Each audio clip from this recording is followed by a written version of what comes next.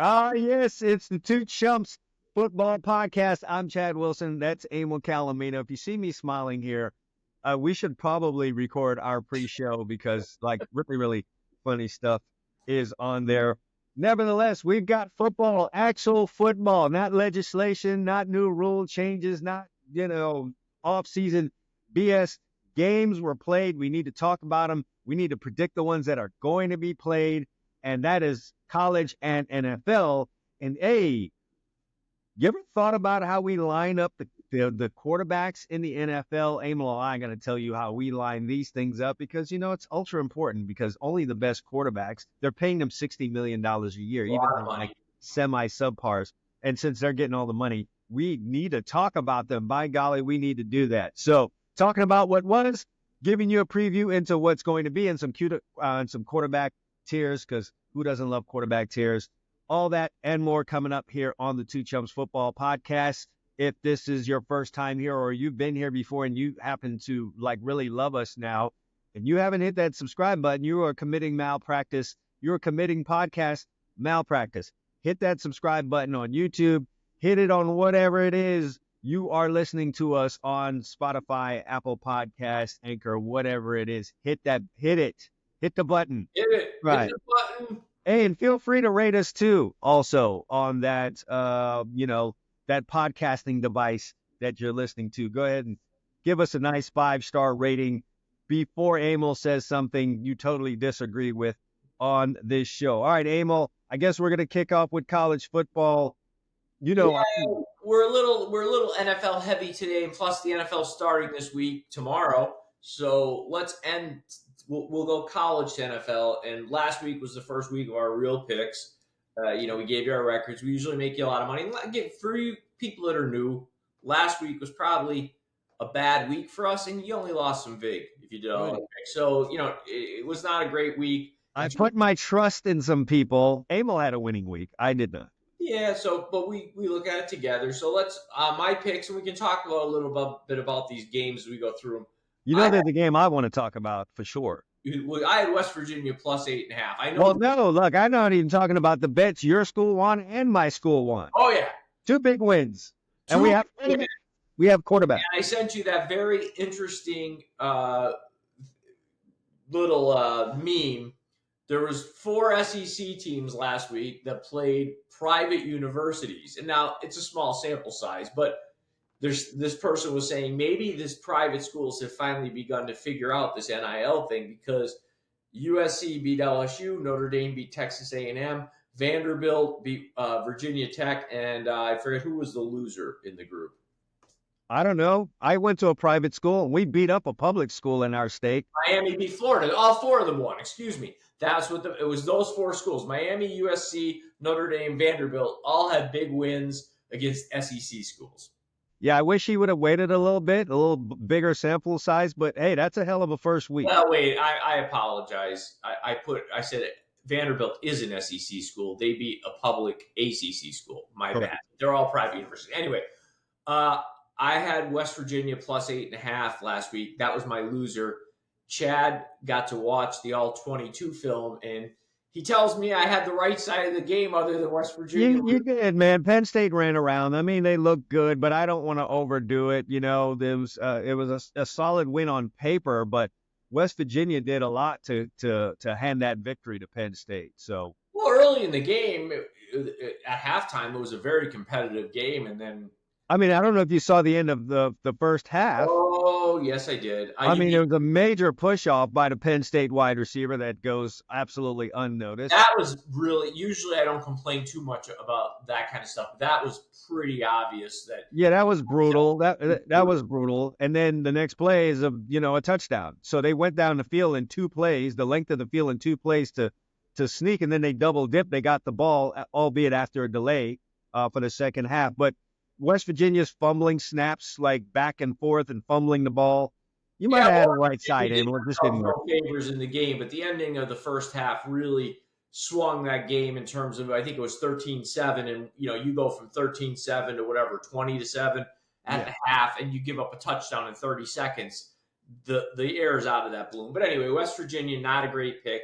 I did have Fresno State in this pick, For those of you who only look at the score and you say, well, you snuck by Fresno State plus 21.5. They covered. They lost 30-10.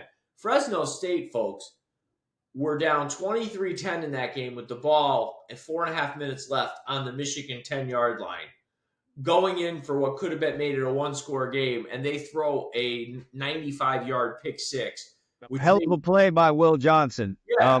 Widely regarded as the best corner in college football right now. Yeah, but it also made me sweat it out. But got the money, and then finally, if you guys think this guy's a cool customer, he was like losing his shit. I was like, I'm gonna lose this game because of that.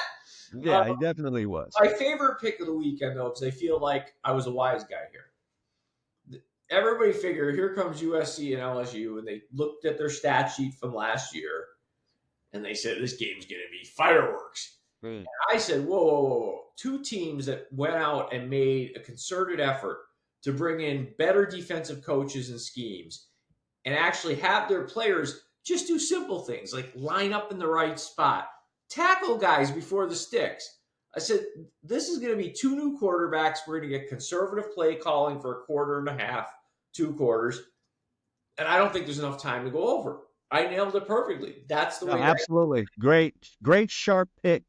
You really did look and feel like a wise guy making it. Yeah, and that game it's funny. I said to you, Chad we were talking, he's going to watch the All-22, but everybody knows I'm a USC fan. I read this stat after the game.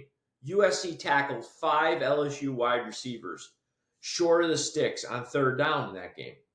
In all last year, the entire season, they did it 10 times. No, not 10 times in 13, not 10 out of 13 games. They made 10 tackles on receivers. They keep a stat like that? Yes, short of the sticks on third or fourth down. That's pretty pathetic.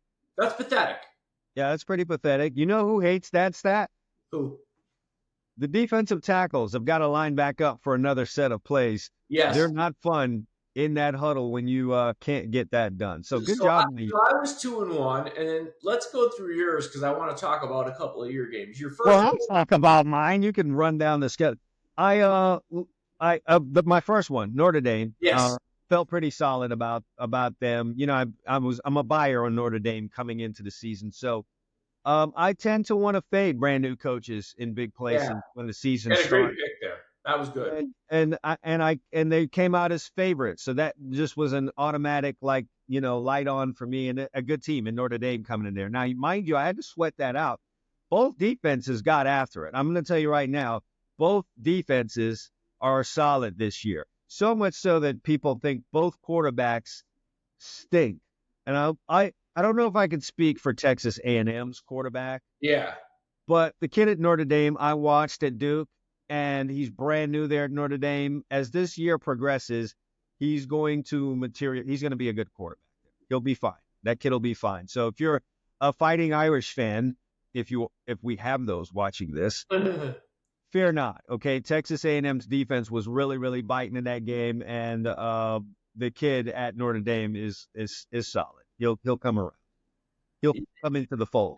That was a great pick. Your next pick was on the fence. It was a loser. It wasn't a horrible pick. Your last pick is the one on the Monday night game that I want. But let's talk about. I'm not going to shed any tears over that Monday night one. Sunday. The LSU pick. I had chances to cover this, but what was readily apparent, though, is that USC came to play and that they were ready to play defensively. I even remarked that to you early as you and I were texting during the game, that this is a different USC defense. And when you can play defense like that, you're going to be in every game. I don't care who you're playing against.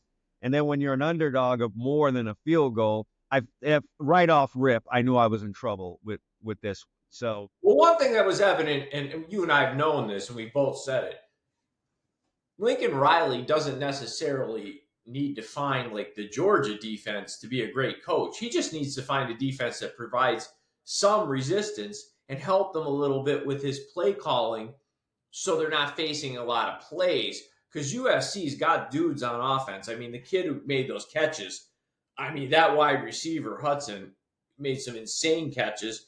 The quarterback's going to be there because that's what Lincoln Riley does. So, but he's got a good one in Miller Moss, no doubt about it. Looks like another one that's going to, go places at the hands of What do Lincoln you think of Riley. Brian Kelly? I mean, with his pounding the table, he acted like, first of all, they were playing Vanderbilt or something. You'd swear to God, like they're playing an all-time top 5 blue blood program.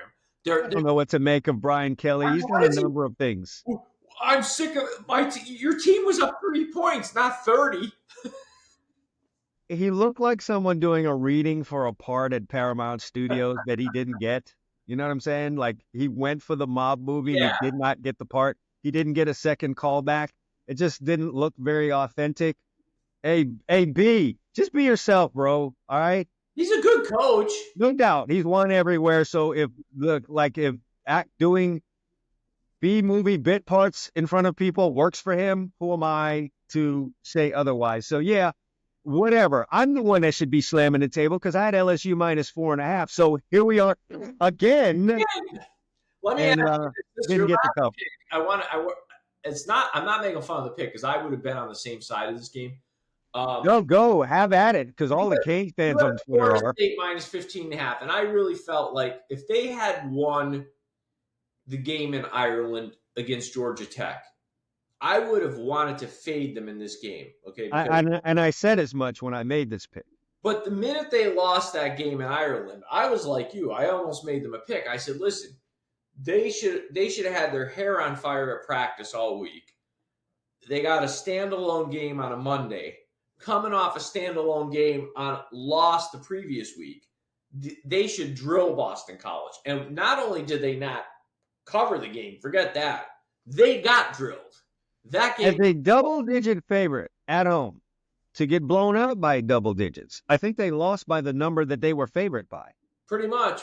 20. Yeah. This is going to be my last week of making an excuse for Florida State because that's hard to explain that this is who you were last year and now this is who you're going back to 4 or 5 years ago. Like you can't like do this that hard. Let me ask you this. I mean, I think maybe they were jet lagged and just couldn't overcome it. I think it says how good Travis was for them. I think he was a real find. Even still, with Travis out, they were hellacious defensively. Yeah. Both in the game against Florida at the end of the year, and Florida played motivated football. Not, what they did on Saturday. They played motivated football. I watched that game. And then in the ACC championship game, that wasn't exciting for anyone. They played motivated football on defense. It's just not what I saw there. So I'm gonna give them we came from Ireland. We're off our schedule. I'm gonna give them that. How do you know something's not going on there with the fact that there may be some internal strife that these defensive guys know the quarterback's not very good and aren't very motivated? I don't know, Emil, why the kid has regressed that much. Listen, I'm not a quarterback's expert or coach, but you don't have to be. His footwork and stuff is horrible. He's throwing off the back foot. There's the one throw on the corner route where I think the corner fell down or something. I could have made that throw. Yeah, something's going on mentally with DJ that this is not who he is. He was not a world beater to begin with, a 5-star kid coming out, and was good early on at Clemson, but it didn't work out there. He goes to Oregon State. He put up great numbers in that first game. He was decent last year. Quite frankly, probably should have stayed there because whatever went on and is going on at Florida State is tough. And Emil, he's got one more week because I know how it is. That locker room's not putting up with it. If he comes out and puts up another performance against Memphis like he did last week, they can't keep rolling him out there. First half when they still had a chance to win the game. What's that? I would have pulled him at halftime when they still had a chance to win. I don't know, Emil. You pull the kid there, that's it for the season. You're pretty much putting all your eggs in the basket of the backup kid who didn't win the job in the first place. I get Norvell hanging on to the kid. All right, listen. It doesn't look like we're going to win this game. Whatever.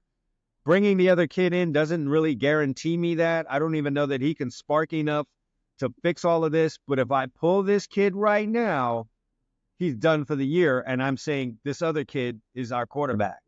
I kind of support that move. Yeah, I But get he's it. got one more week, It's Emil. going to be very hard for them to go on any kind of run because their defense isn't playing. I mean, it'd be one thing if they were playing great defense, you'd say get on a little run, but they're not going to be strong enough offensively anyway this Yeah, year. that's the hardest part about this is that the defense has decided to join in on the, mediocrity of the offense, and they're combined together to be a not so good team these first 2 weeks. Well, let's do this. Let me hit my three. You hit your three for college because we have a lot of NFL to cover. I'm going to go through mine relatively quickly here for everybody. These are the three I like this week. I'm going to get you out of there early. These are all early Saturday games, so you won't have to be looking at your phone on a date with your girl, okay, or your wife.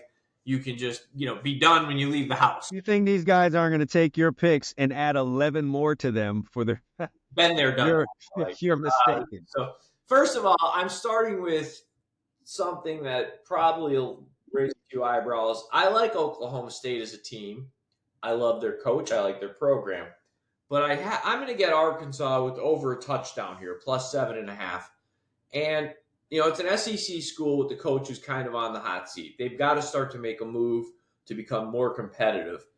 And the SEC is tough enough. So even though Oklahoma State's a good program, you're going to the Big 12. You got to do something in these out-of-conference games. You can't go get blown out at Oklahoma State.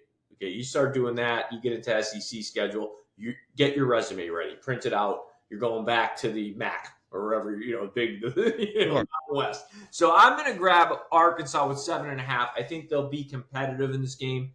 Maybe they spring the upset, but I don't need them to win the game when I'm getting more than a touchdown. Pick number 2. There's not a better bully in college football right now when they're playing weak sisters than James Franklin. Nobody likes to hang 60 points or 56 points on an overmatched team more than James Franklin, except maybe Kiffin. Kiffin likes doing that. He did 76. But this game for Penn State against Bowling Green to me just feels like 59-17 or something like that, 59-13. I don't see how Bowling Green keeps this game close. Penn State's giving 34.5. It's a lot of cheese. But if you look historically, since Franklin's been there, these are the kind of teams that Penn State typically goes out and really drills. So give me Penn State. And then finally in the big game, I'm going big game hunting. Texas won 52-0 last week against Colorado State. Michigan struggled against Fresno State. I think the whole world will be on Texas on Saturday.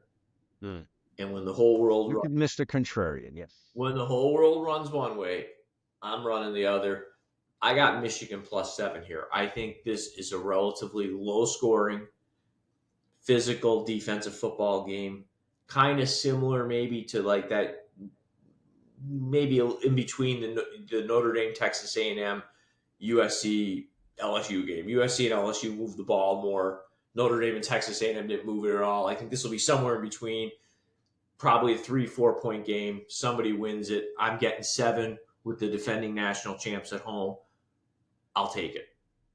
I get it. If I was going to go that route, picking that game, that's the side that I would go on. I just got cold feet. But to sum things up here, Emil likes Arkansas plus 7.5 in their game against Oklahoma State. He likes Penn State to roll all over Bowling Green because, that's what Penn State does. They hit a bug with a sledgehammer. And he likes Michigan at home, getting a touchdown. I don't know when's the last time that has happened. So, though he's high on Texas this year, he thinks it'll be a closer game than what the odds makers are talking about here. He likes Michigan plus 7. Here's what I'm going with. I'm going to kind of get you guys out earlier here. You can probably hit a dinner. Starting off on Friday night, I am going to take Northwestern at home versus Duke. Duke lost their head coach. He decided to go over to Texas A&M where they play teams like Notre Dame to kick off the season. So Duke got to hit this road, go play a Northwestern team that, not much is known about. But I know this, man, they've got new facilities. They've spent some money there. They've got some pride. They're trying to restore things past the Pat Fitzgerald sodomy era. I forgot. If I could say that. Sorry, I don't mean to make light of this, but It's not. whatever. I mean, it's hard to believe what went on there. I mean, it's actually astonishing. Yeah, the rituals to join that team seemed rather steep to go out and have a 6-6 season. But anyway, Northwestern at home, I think can handle this football game, especially when I'm getting less than a field goal here. And I really love home teams on Friday night because who feels like playing a Friday road game? That's a Duke that finds themselves in that situation. So I'm going to roll with Northwestern in this one. The next game, listen, I was not very high on this team, and don't get me wrong, I'm still not high on them, but I'm also not high. I mean, this guy was like a pigeon on a roof, okay, with this team. When we did our preseason show, I don't all over this team. I think Michigan State's just not going to be it this year. But who is Maryland to go on the road and lay 9 points in East Lansing? Yeah, Maryland, you had a nice, easy win last week. That's nice. That's cool. Your head's going to be rather too large for this right here. You're going to walk into Michigan State and say, hey, these guys struggled with Florida Atlantic. Who knows? Florida Atlantic, coached by Tom Herman, former Texas head coach, might be ultra new and improved. All right. He's had a time to figure things out down there out of the limelight. So that might be a pretty good Florida Atlantic football team that Michigan State had problems with last week. Nevertheless, if you look at the box score and the scorecard and all that good stuff that Maryland's going to look at, going to be kind of tough for them to get all lathered up. But hey, at the end of the day, you're on the road in East Lansing. Michigan State knows they're not vying for the title this year. This could be one of those games where they think, this is one of those victories we need to get. So I see them fighting tooth and nail for everything. And if you're going to take a team early on in the year that's not going to be good, it's early on in the year. So right. I'm going to take Michigan State at home +9. They don't know they're bad yet. And then, hey, man, I low-key have an affection for this team right here. And why? Because every time I put on the All-22, man, I am impressed with everything that Iowa does defensively. If I was coaching a team right now, I would cut on Iowa clips. I would put Iowa's All-22 on there and say, hey, this is the team we want to be. Now, I know a lot of you guys might be better athletes than what you're seeing here on this screen, but I'm telling you, this is how football is played. They're gap sound. They run to the football. They tackle well. They play their techniques. They play their leverage. They are where they're supposed to be in coverage. And, folks, they're back doing it again. What I do like also is that they've got one Cade McNamara transfer from Michigan over there at quarterback, which opens things up just a little bit for Iowa because last year it was like watching paint dry, man. They just could not move the football. They weren't interested in offense at all. This year, I think, we've got to give Kirk Ferentz a little credit here. He hasn't been sitting there in that office as the longest tenured college football coach for no reason. He figures we need a little bit more offense than what we've had. And, hey, son, step aside. I like what they did. Cade McNamara. My partner here is jazzed about the performance against Southern Illinois. Hey, that's how I'm looking. It was Illinois State, too, by the way. Okay, I'm sorry. But you're Illinois, right. But the kid passed for 251 yards. That might be an Iowa record. That's like 3 games of passing. We have not seen this kind of let me since, Tavion Banks. So I'm going to take Iowa laying the small 2.5 against their in-state rival, Iowa State, at home in Ames. Give me Iowa -2.5. So in the Brainiac Bowl, Chad's got Northwestern giving 2.5 to Duke. He's taking Northwestern.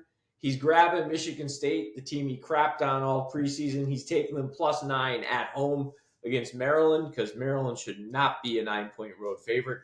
And the Iowa Hawkeyes in that big interstate game against Iowa State. He's got Iowa -2.5.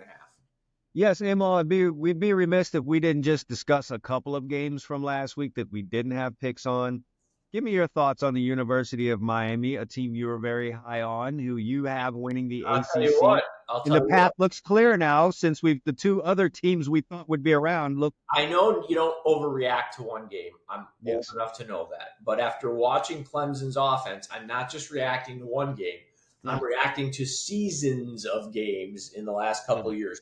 They got nothing offensively. So no matter how well they play defensively, they're going to booger up some games because all the games are going to be close. When you can't move the ball, you're invariably going to be in a lot of close games. So I'm not worried about Clemson. Florida State, we talked about. Mm-hmm. Unless somebody just jumps up like Louisville or North Carolina State, and we're going to see North Carolina State on Saturday. We'll see what they do against Tennessee. I love the path for Miami here. They finally have a quarterback that can instill confidence. Like, you don't feel like this guy's going to go out and just screw the whole game on you. Right. And they got guys. So, I like my Miami. I'm feeling very good about my Miami. Yeah, one of the biggest things that gave me joy outside of watching Cam Ward, I don't want to sit here and be a total contrarian jerk off and not mention Cam Ward. Obviously, he showed a lot of great things. He showed things that you don't have in most quarterbacks in college football, almost none of them. Just his level of calm and poise back there behind the line of scrimmage and through the line of scrimmage, and he walked out of bounds a couple of times, which is crazy. Is how we looked in the trenches, we being Miami, both on offense and defense. The offensive line was picking up stunts. The defensive line, early on didn't get pressure, but they were handling the run quite nicely. And then they got pressure in the second half. They just really won up front. Miami was able to put together a couple of 11-play drives. They had 5 drives of 70 yards plus. That's just, you love to see that. Well, we're back to having the playmakers there out on the edges, wide receivers and all that good stuff. I don't know what to say about Florida, Emil. If you go on Twitter right now, they're already starting to put up names for other guys they would like to have as head coaches. I know how this goes. Trust me, I've seen it before. It starts like that. So I don't know what this team is going to look like. I said 5-7 going into the season for Florida. Now we've got people forecasting them to be 2-10 this year. Maybe a bit of an overreaction. I know this though. They look pretty bad. I mean, things can change. Again, it's week 1. They've got to come out against Samford and like be a bully. Yes. Let me ask you this though, because I really want to focus on the good here. I think Florida we'll be talking in November about who their new coach is going to be. Where is Miami? To me, I'm looking at Miami's schedule. It just sets up. After seeing these teams, 1 or 2, week 0, week 1. That schedule looks really, really nice now. Florida A&M, Ball State, and South Florida, you're 4-0. Looking at Virginia Tech, I guess they could improve. Maybe they just had a bad game, but I don't see a loss there. Cal, no way. Louisville seems like a difficult game on the road at Louisville. Florida State, it's a rivalry game. Maybe if something improves in their quarterback play, but I don't see that. Duke, and then the other tough game to me is at Georgia Tech. I think, I'm looking at the 2 road games being really the only place they could stumble. I don't really see any other team on here. I agree. It would take a really less than their best effort for those games to be lost. I guess that's why we play the games. But yeah, after watching week 1, that schedule looked even weaker. We went in thinking, all right, it's not the greatest, but then seeing how we came out and just what Cam Ward looks like playing in the Miami colors with the Miami team, yeah, that schedule just got really, really good. I know confidence is important, but also where that schedule is going to hurt Miami is when, they're not going to play anybody in the ACC title game. There's nobody that they're going to get into a playoff perhaps. And are they going to be ready for it? Because they're not, there's nobody on that schedule right now. Conceivably, Emil, if you win your conference and you get that bye, I don't know what you get that first game. So it really will just come down to you winning that first game, and then you're dealing in your final game is going to be a real game, and then how are you tested there? But I think you talk to Canes fans, we'd love to just be in that mix. We'd love to finally win the ACC. And if you tell us we can win a first-round game and then be in the championship. No, there's 4 games. If you don't have a first-round bye, you got to win 4 games. If you get a first-round bye, you got to win 3. Well, we're talking them winning the ACC here. So yeah. So you got to win. So if they win the ACC, they still have to win 3 games to win the championship. Correct. That's why we have you here, my man. So anyway, what was the other game? You said there was a couple games. Clemson, which you touched on. I want to say this, like, everyone's gonna slam Dabo Swinney and Clemson because that's the in thing to do. It's the fun thing to do. He has gone against basically everything that has been instituted by the NCAA, and he wants to play things like it's the mid 2000s. So he catches a lot of heat, But just football wise, that Georgia defense, it's good again. All right, it's good again. So Cade Klubnik was not going to look good against that defense. He just was not. He may not be good, Emil. He might not be what Clemson needs, but you can't really go ahead and write that kid's resume up against a Georgia team. No, but I mean, there's been teams in the last couple of years that have had some success moving the ball. I'm not saying you're gonna score 40 points, but I mean, as soon as you watched the first quarter and a half of that game, you were pretty convinced Clemson was. I mean, Georgia wasn't lighting it up either. So Clemson can play some defense. They can, yeah, and I think Georgia, again, Georgia's missing the tight end from Bowers, right?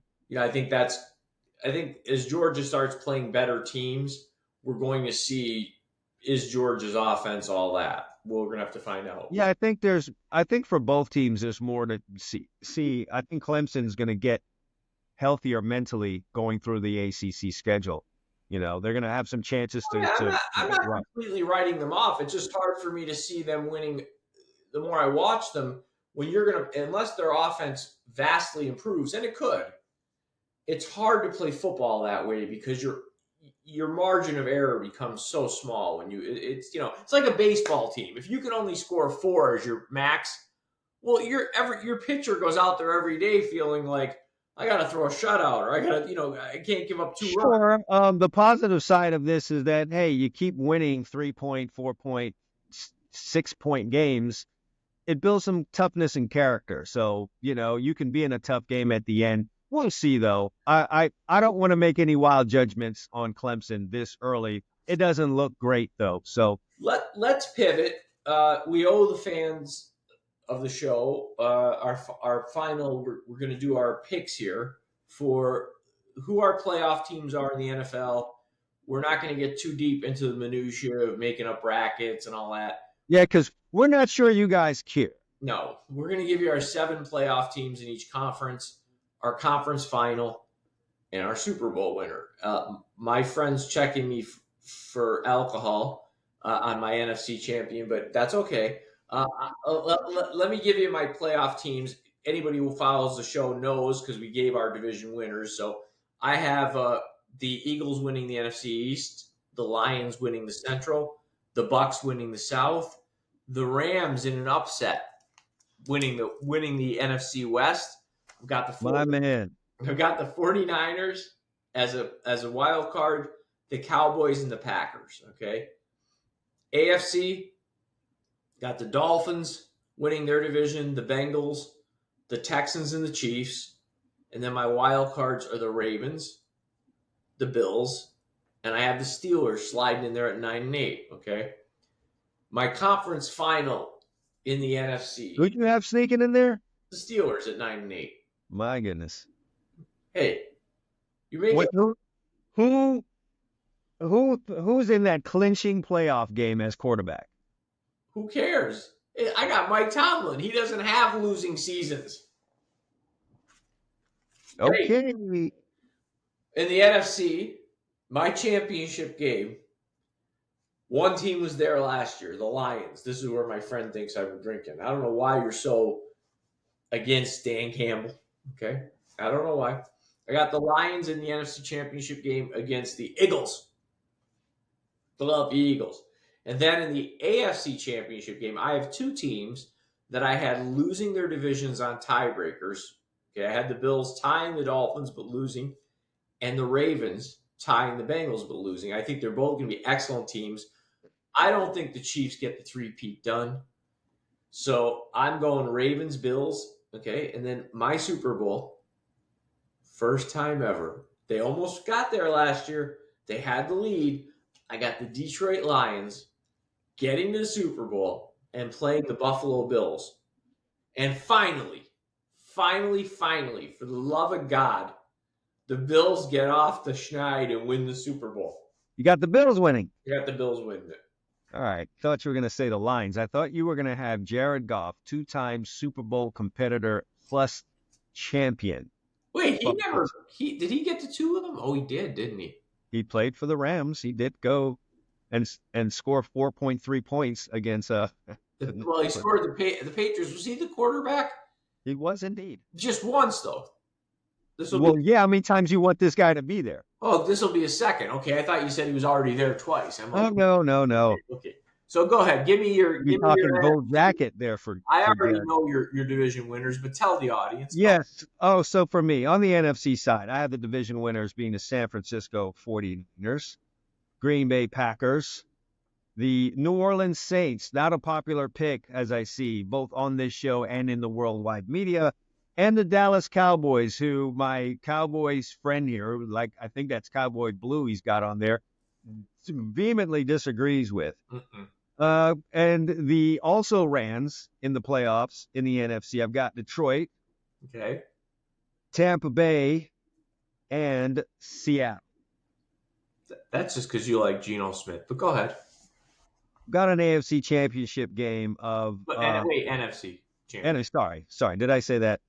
I've got a repeat, or not a repeat, but I've got a repeat of a playoff matchup last year, but this time it's going to be the NFC championship game. It's going to be San Francisco and Green Bay.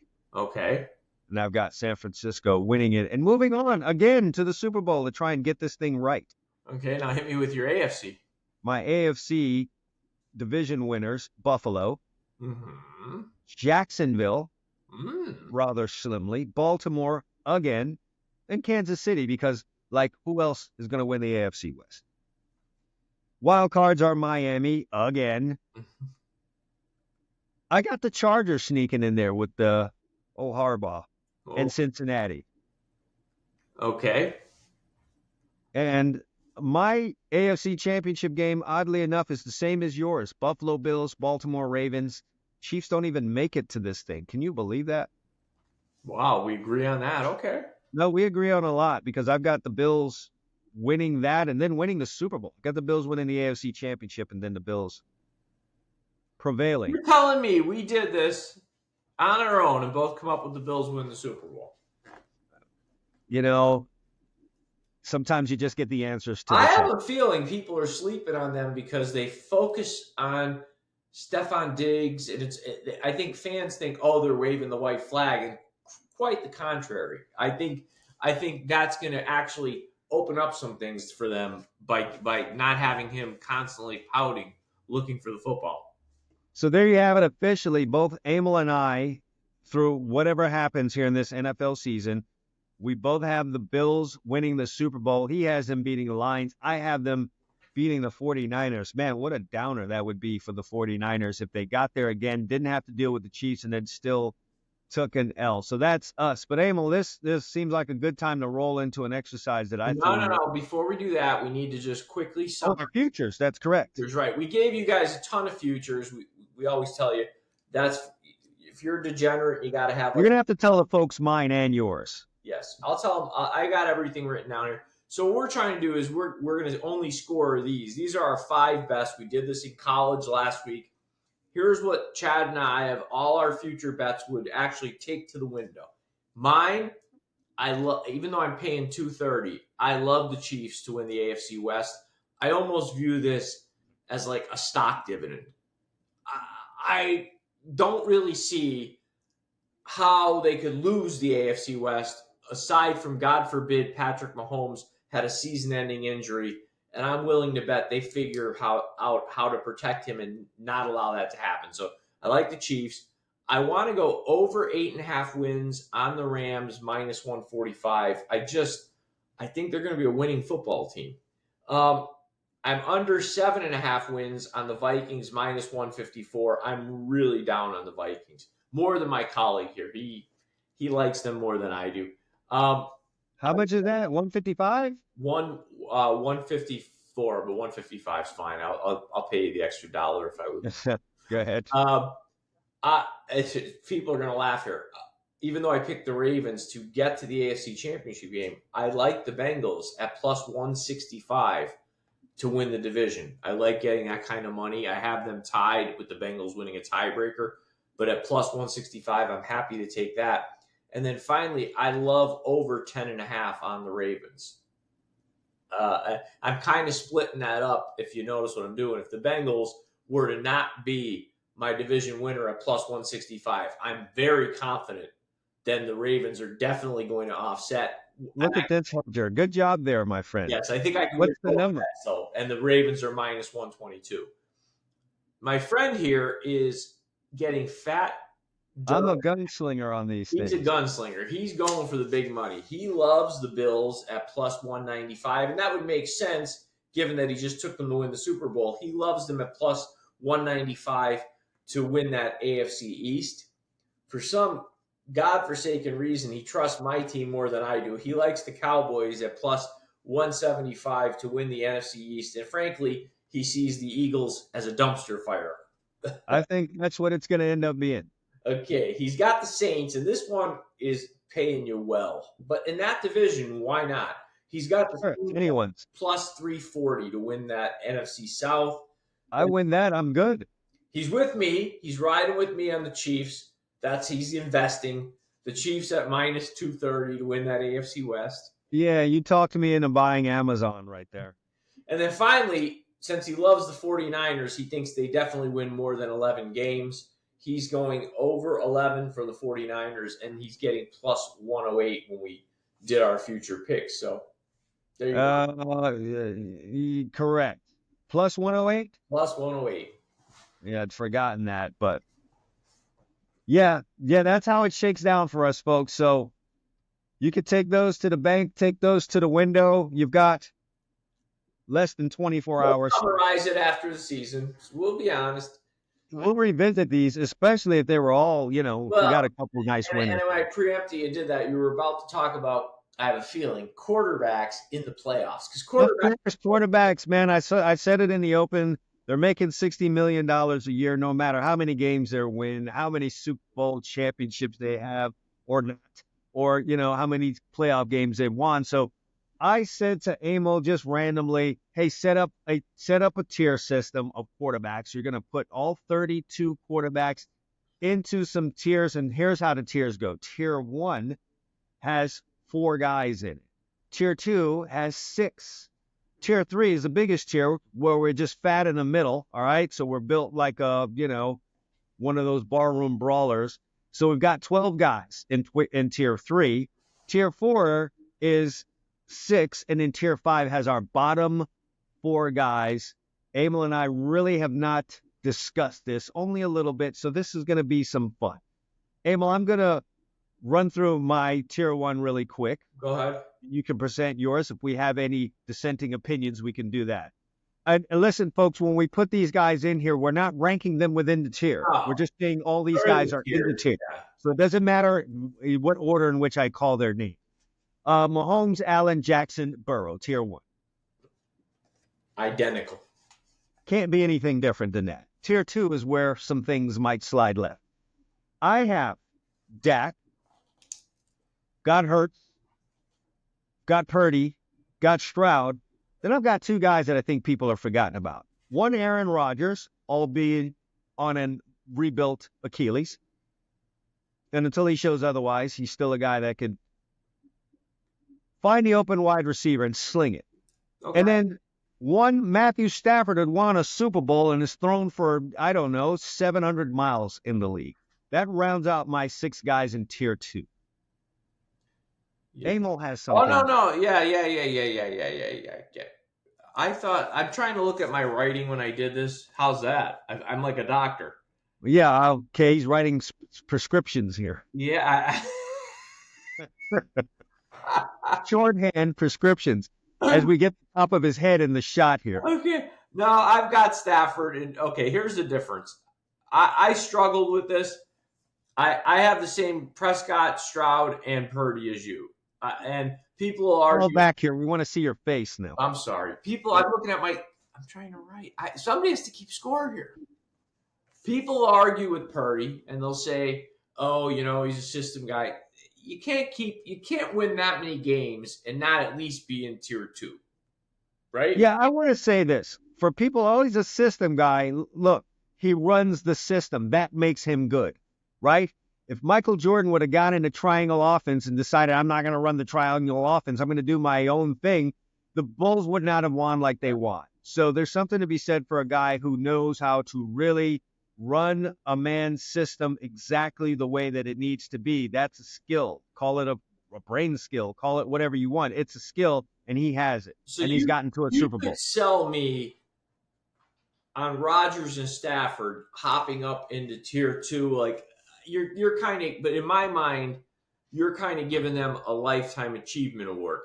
I've got to see Rodgers before I'm ready to put him up that high again, because he's 40 years old, hasn't played football in a year and a half, coming off an Achilles injury. And I haven't seen him not play well is the problem. Well, right? The last time I saw him play, he played well. So I can go on the assumption that he will continue to do that until I see otherwise. Last year in Green Bay, I mean, no, man, that guy was, in my mind, one of the top quarterbacks in the league. Off year, maybe? Is that what you want to call it? By his own lofty standards that he had established. Tier 2, you got to be lofty, but you could sell me on those. I'm not ready to put Hurts there, and I'll tell you why. I'll slide in Goff, because as much as we look at Goff and we say, oh, everybody's – yeah, I do this myself. A lot of times I look at Jared Goff and go, oh, Jared Goff. But Jared Goff's been to a Super Bowl. Jared Goff was within a few plays of getting to a second Super Bowl last year. I think we do him a disservice not putting him that high. Mm-hmm. Love I'm putting there, and that's a gut. Based on 10 games of what I saw, and I think he's going to continue to play well, but you could talk me out of swapping out Aaron Rodgers for Love, and I'd be like, yeah, probably justifiably so. Maybe you're right with having Rodgers there, but I think Kyler Murray belongs there. He's in a horrible program. So you would take Rodgers and Stafford out and put in Goff? Love. You would take... In mind, you would take Hurts, Stafford, and Rodgers out. Hurts, the guy that played in the Super Bowl. Mm-hmm. Which is the reason you put Goff in. Goff's had back-to-back good years. He's had more than one good year. I've had 4 years of Jalen Hurts. Nothing year 1 because he didn't play much. Very average year 2. Super Bowl year 3. Not real good last year. The Eagles were 10-1 last year. They finished 11-6, and a large part of that was he didn't play very well. So, I don't know. They asked Goff to get out of L.A. Well, leave here for a guy that I've got in tier 2 and won a Super Bowl. I don't know.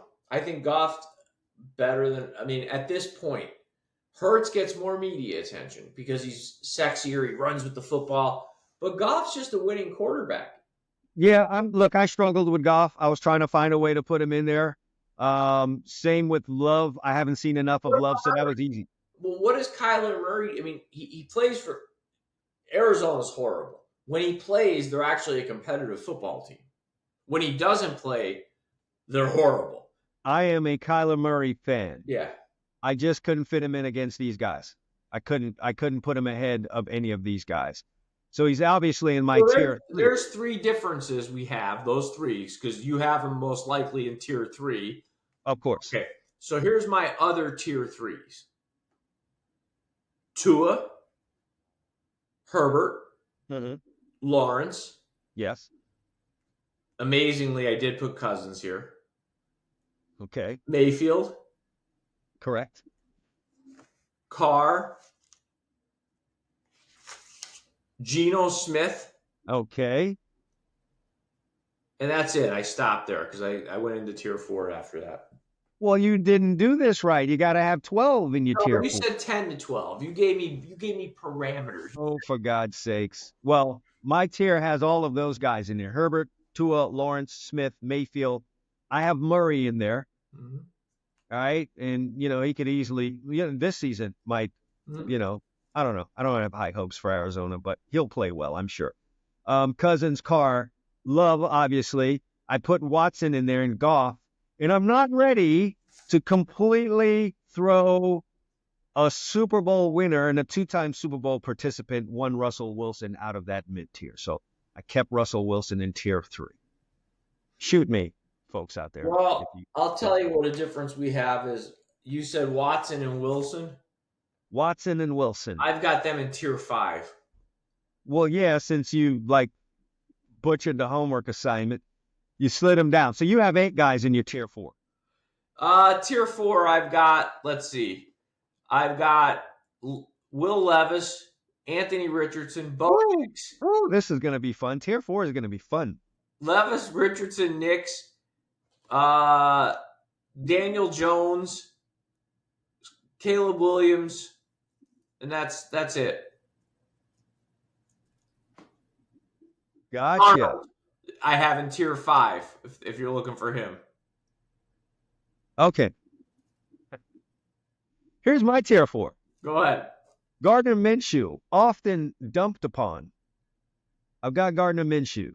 I've got Daniel Jones. You guys are going to stop. Oh, wait, I missed. I do have Minshew here too. You're right. Yeah, you got to stop dumping on my guy Daniel Jones. It's not his fault that he's playing in an organization that's a complete mess right now. I cannot believe that this organization has won that many Super Bowls and defeated Tom Brady twice. But I have him in tier 4. Isn't that where he belongs? Who? Daniel Jones. That's where I got him. I can't throw him down there in the bottom in the wasteland yet. He might embarrass me though. Who knows? Okay. It's like your kid that you send up there at the recital and anything can happen. I got Jacoby Brissett. Keeps getting signed, man. I put Bryce Young there. And I'm going to tell you my strategy really for tier 5. Bryce Young, Sam Darnold. That's my tier 4. I'm not, Emil, putting guys who have not thrown a pass in a game yet anywhere higher than tier 5. So Caleb Williams, you're tier 5. Okay? Daniels, you're tier 5. Bo Nix, lovely preseason. That's the preseason. You're tier 5. So off rip, they were there. Yeah. And then I went back and forth between Will Levis and Bryce Young. And I gave it to Young because he's just on such a trash team. And he played more than Will Levis. So I went back and forth. By the way, I did have Daniels in tier 4. You're right. My tier 5 was Brissett, Wilson, Watson, Darnold, and Young. I mean, I called Jacoby Brissett and say, my friend here put you behind a kid that was like he just went to prom and he has not thrown a meaningful pass in an NFL football. I called the New England Patriots today, even though they have Drew Maine. And I said, hey, can we have Jacoby Brissett and we'll give you Caleb Williams? They'd be like, where do we have to drive? And he still wouldn't start because they're not sure about their offensive line, okay? That's what will happen. Sam Darnold, I want to put higher, but I mean, the guy's on, his 4th team, 3rd team? I mean, I don't know how many he's been on. 7th team is the charm. So that's it, folks. We don't want to go too long on this thing. A little fun homework assignment. You guys could do it at home, but hit us in the comments section. Did we get this right? Who's more right? Who would you put in that tier 5? Who's your tier 4? Is your tier 4 any different than what Emil and I came up with here? Mahomes, Allen, Jackson, Burrow. And what do we do with Murray? Is Murray a tier 2 guy or a tier 3 and I'll guy? Be honest, you're very detailed for a guy. You'd swear I was. I would have stopped at tier 3. Like, I was getting bored. No. I need to know who them last guys are. And listen, we had more fight at the bottom of this thing than the top. That's for sure. So I knew that's where the fun would be because everyone agrees it's a send everybody out here with some winners. You go first for the first week in the NFL. Send them out so they can line their pockets and get fat. You sure you want me to be the guy that goes first here on this thing? All right, here's what I got. NFL games, all right? I'm higher on the New Orleans Saints than most people are.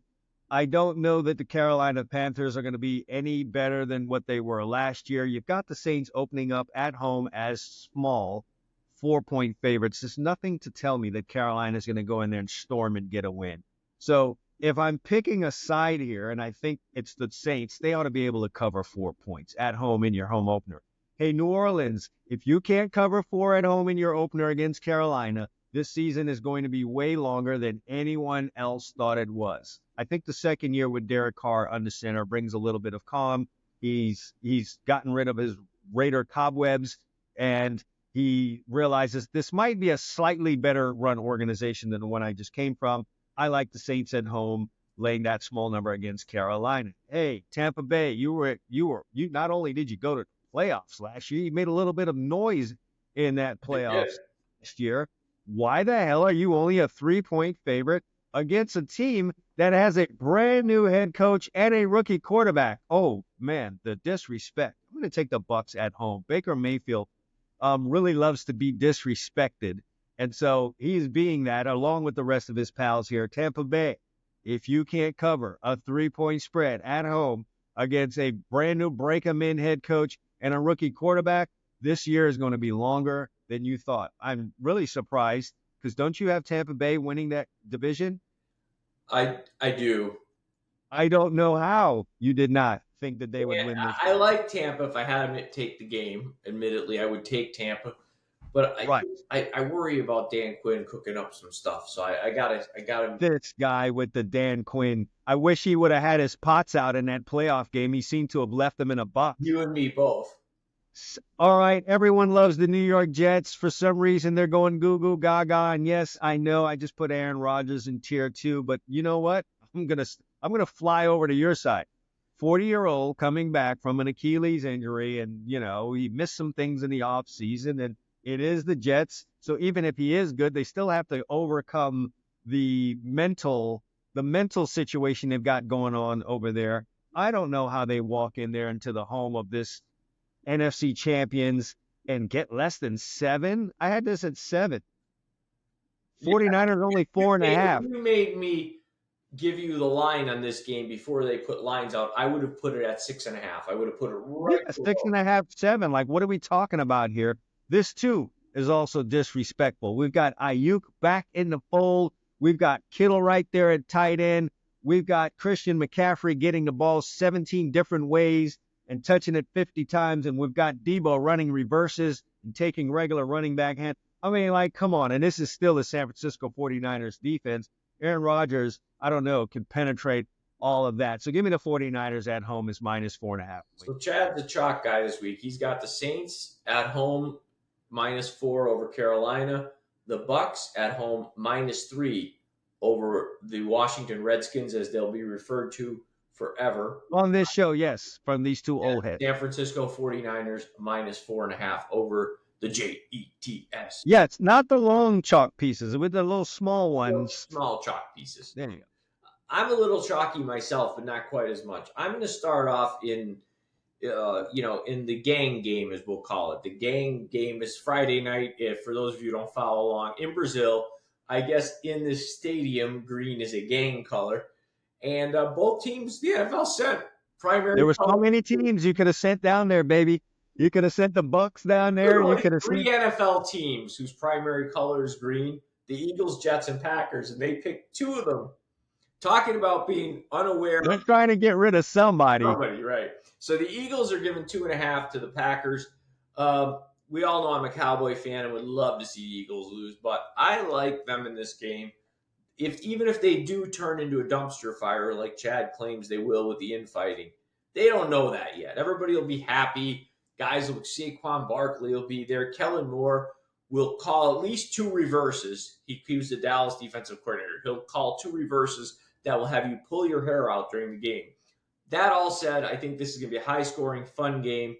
I got the Eagles winning it by a touchdown. They're giving 2.5, so I'm going to take the Eagles. Second, I just put the guy in tier 5, okay, Russell Wilson, but tier 5. Wow. Tier 5. I'm not a Kirk Cousins supporter, and I don't think the Atlanta Falcons should be 3.5-point favorites against a winning football team. Say what you want.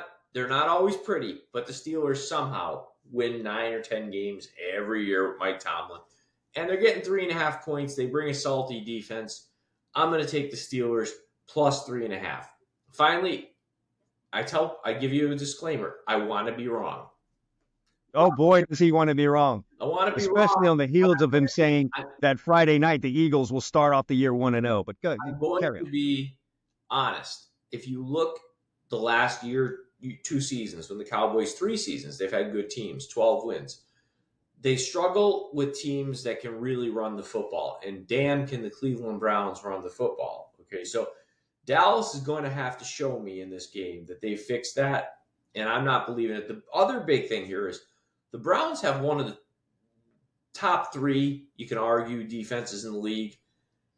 Dak has not had, I know they've played together a while, but he had no time to really build chemistry with CeeDee Lamb.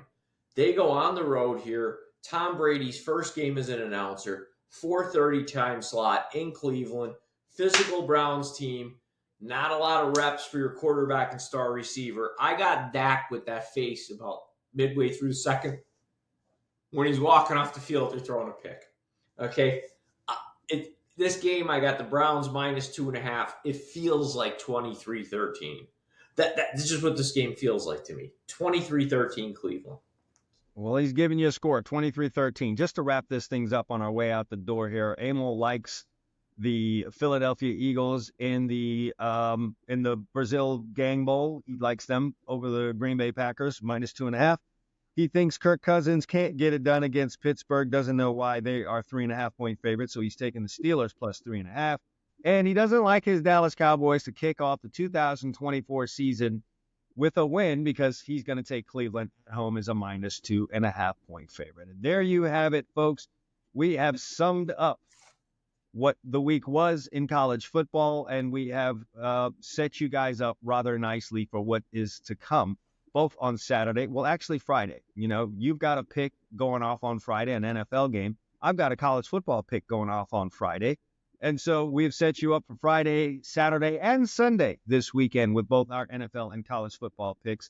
And we throw in a little tier action there for you. And summarize, we gave you a Super Bowl champion. If you guys missed it, well, you shouldn't have done that. But anyway, well, both of us, there's 32 teams. Emil and I have both settled on the Buffalo Bills winning the 2024-25 season Super Bowl. All right, so that's it for us here. We are going to come back and grade our papers next week after all of the action. We want to thank you guys for joining us here. And once again, on your way out, if you haven't done it yet, go ahead and subscribe, like, and share this on YouTube.